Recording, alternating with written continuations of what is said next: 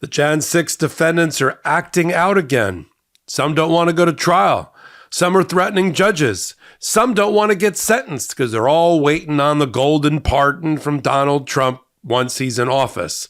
So they're acting out in federal courts in the District of Columbia, and federal judges have had enough. You're on the New Legal AF YouTube channel. It's 7 weeks old. We're glad we're here on the other side of Tuesday. We built it for a reason with your help.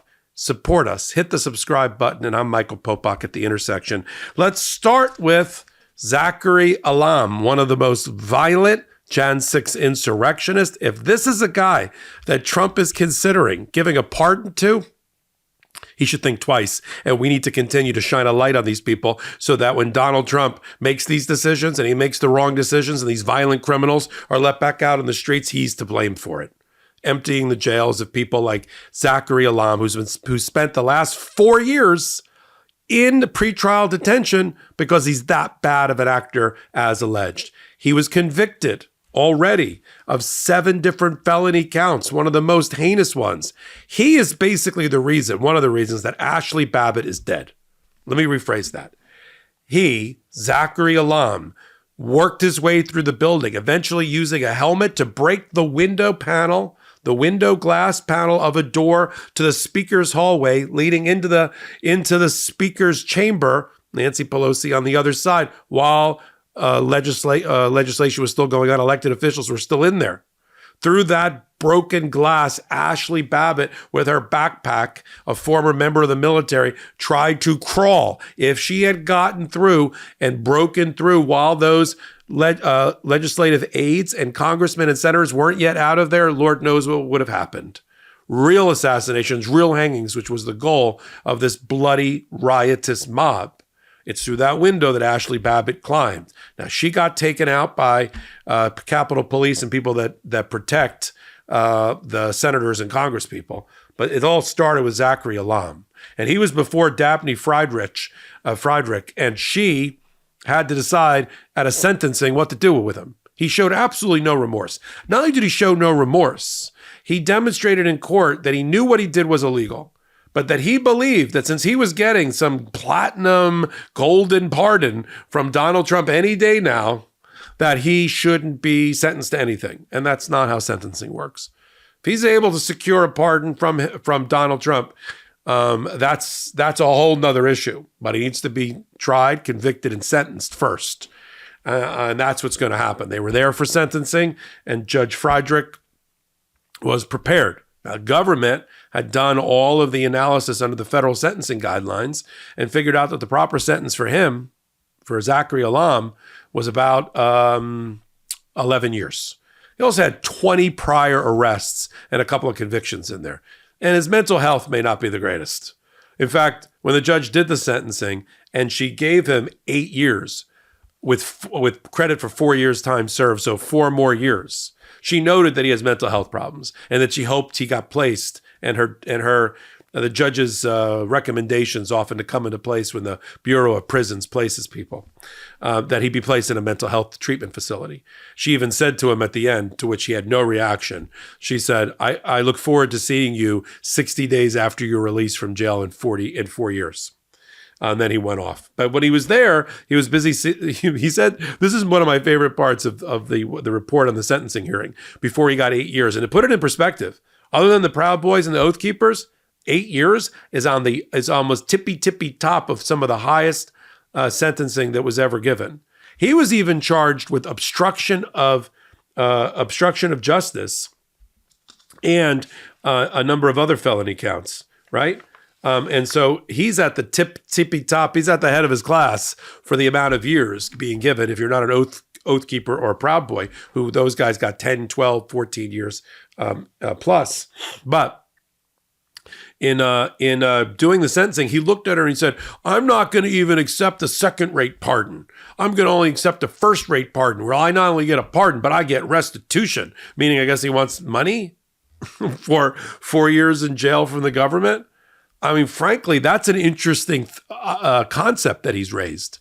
Would Donald Trump not only give these people pardons, but support taxpayer dollars being used in some sort of restitution, right? Some sort of a payment from the government, meaning from you and me, to pay for these guys. There's a reason that Zachary Alam was in the detention center, the jail in D.C. all this time, because he's violent, was a bad guy. That's why. I mean, they all make it seem all cutesy and normalized because he was part of the Jan6 choir. I don't care if he's a baritone or a tenor. You know, the rate he's going, he's going to end up being a soprano on the way into jail. But in any event, he basically had told the judge was like, okay, we're going forward with the sentencing now. You show absolutely no remorse.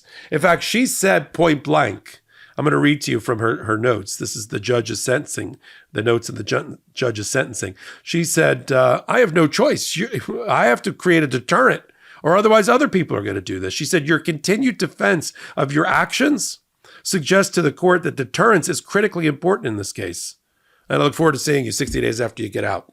And they took him away, which is what they should do.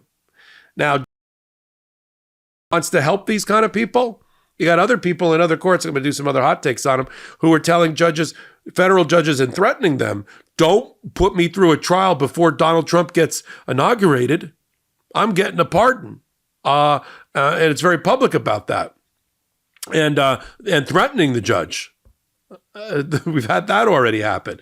We've had in another courtroom involving another judge, Judge Beryl Howell, we've had in that one,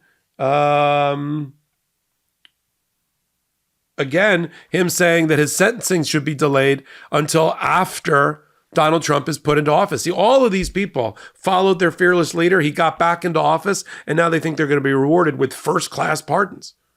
And I can tell, and I'll do another hot take on this, that there's already a compiled list of, there were 1,600 Jan6 people who were prosecuted, listing most of them. The question is, does Donald Trump have the balls? And who's going to stop him? Because pardon power is absolute immunity for pardon power. It's a core constitutional function of the presidency under Article 2, period. This Congress doesn't, this Supreme Court won't care and has already ruled that he has complete immunity. So he can get away with anything. Now, giving a pardon and coming up with restitution to pay these guys back, that's a whole different story. And if he tries to do that, we in Congress, the Democrats and independents need to pin him down and make sure that doesn't happen. Stop that action. There's no way that any thinking American is going to support giving millions of dollars in some sort of fund, right? Some sort of reparation fund to the Jan6 Insurrectionists prosecuted by the Department of Justice, convicted by juries and judges and sentenced? No effing way. We'll keep calling out right here on Legal AF on this YouTube channel. As I said at the top, hit the subscribe button. It's not ego. We're building a network and a channel with your help for this very moment. There's going to be 1,000 new lawsuits filed by blue states and public interest groups, and we're going to cover it, every one of them, right here on this channel, in order to make Donald Trump an instant lame duck president and try to cauterize the wound and try to keep the bomb blast of his next presidency as limited as possible. You're here, Legal AF. I appreciate all of you being here. I'm curating this channel for you. And until my next hot take, I'm Michael Popok, and I'm reporting. In collaboration with the Midas Touch Network, we just launched the Legal AF YouTube channel. Help us build this pro-democracy channel where I'll be curating the top stories, the intersection of law and politics. Go to YouTube now and free subscribe at Legal AF MTN. That's at Legal AF MTN.